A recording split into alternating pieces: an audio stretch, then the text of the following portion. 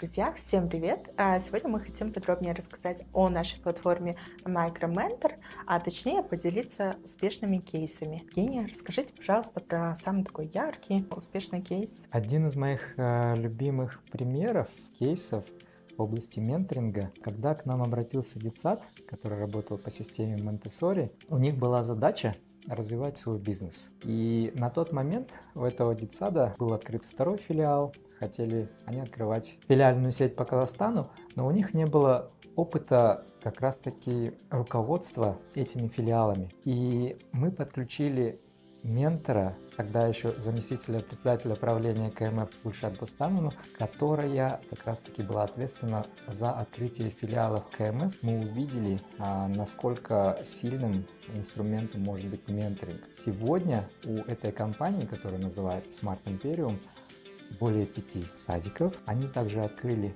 начальные школы по системе Монтессори, в которую обучаются больше 1000 школьников. Я думаю, что нигде бы руководитель этой компании Smart Imperium не получила бы лучше результатов, чем в менторинге. Супер, спасибо большое. Евгений, очень вдохновляющий кейс.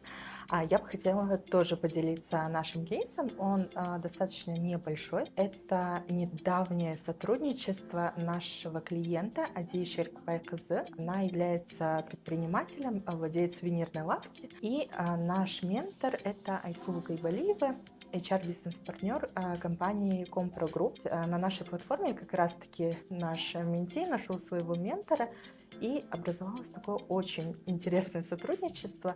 Айсулу помогает сейчас Аде налаживать HR-бизнес-процессы, а также помогает вести SMM-рекламу и так далее, то есть тоже на безвозмездной основе.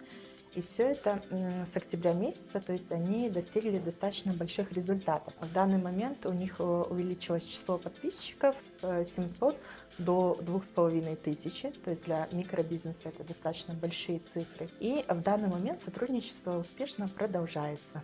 Поэтому мы бы хотели, чтобы вы также вдохновились этими историями и присоединились к нам.